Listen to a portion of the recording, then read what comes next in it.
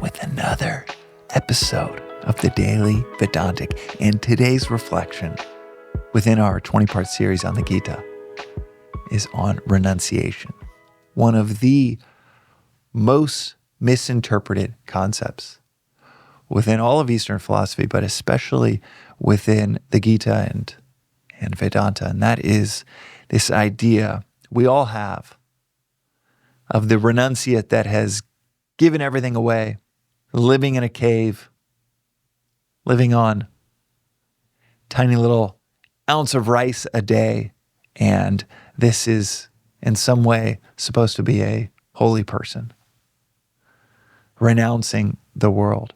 As Christ said, we're called to be in the world, but not of the world. There is such a misinterpretation of renunciation within Vedanta and within the Gita and different interpretations of the Gita. But it can be summed up concisely in this way.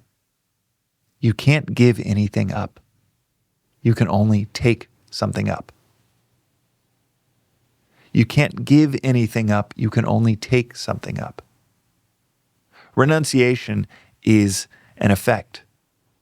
It is not a cause. You don't decide to renounce wealth. You don't decide to renounce name, fame, power, status. It is much more like your childhood toys, to be honest. When you were 6, you didn't decide, you know what, I'm going to give up these trucks. I don't need them anymore. I'm over them. And I'm beyond these material traps. No, you actually just said, you know what, I really want a bike now. You attached to something better. And that is not only what happens in all of our lives, but it is, and not only more convenient, easier to do than trying to abstain from something you are highly, highly attracted to and not having anything to replace it with. It's also what we're called to do spiritually, to hijack our natural wiring for attachment and to use that to attach to something higher, like climbing a ladder. Hook on to that upper rung to let go of the lower. So within this concept of renunciation, it's really straightforward. We are not called to go live like the ascetic in the cave.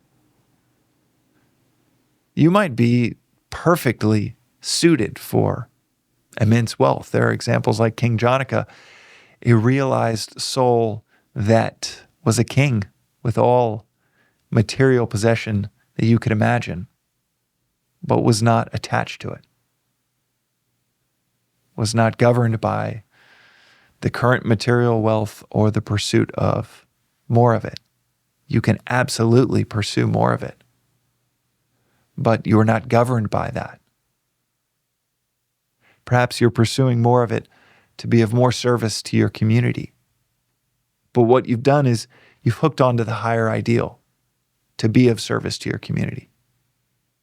And that might unlock immense latent capacity within you to earn money. In fact, 10 years ago when I was running my last company, it was so brutal, sent me to the ER with a heart condition and that I still struggle with today, and PTSD of not being able to look at my email inbox because it was just bad news after bad news after bad news, especially in the last 18 months of the company, after getting it to a nearly $400 million valuation within 2 years. My 20s was just this constant roller coaster of ups and downs, ups and downs. We would end up selling that company in a fire sale, making next to nothing off of it, and after 7 years of 7 days a week, working my tail off without balance, now I work about 5-6 hours a day, extremely concentrated 5 to 6 hours. But it is a light workload in comparison.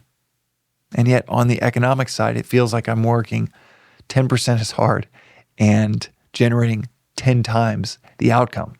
And that is this philosophy in action.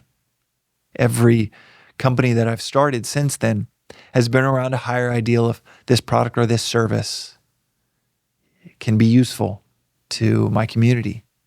And then it ends up being useful to a few other communities and a few more and a few more. Before I know it, something like Magic Mind has tens of thousands of subscribers and tens of millions in revenue. And I never thought to myself, okay, I'm going to start this to generate some amount of wealth for me. I actually started that company reluctantly, very reluctantly. That is renunciation. From the outside, it might look like a company that's growing fast and generating a lot of revenue.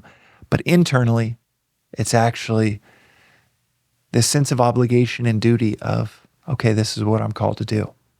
So I'm going to do it to the best of my ability. And I'm going to care about doing every little bit, every aspect of it. I'm going to care about doing it right. And it turns out it's one hell of a way to build a company when you are obsessed about your customer. Not obsessed about name, status, competitors, some ego manufacturing, or some financial milestone, but obsessed about the service that you uniquely can provide, the product that you uniquely have an insight to make. Maybe your calling is to be an amazing parent. Maybe your current obligation is taking care of a parent. But renunciation has nothing to do with the external aspects of what you're doing. It has everything to do with the internal orientation of what you're doing it for. So within this theme of the Gita around renunciation, it is so well articulated with this framing. It's not what you do, it's what you do it for. And you can't give anything up. You can only take something up. You might be a king in a palace and a complete renunciate. And you might be an ascetic in a cave with a bag of rice and a whole lot of attachment. Renunciation is not giving something up. It is taking something up. So hook onto that higher and watch what happens. This is today's reflection on the Daily Vedantic. We'll see you next time.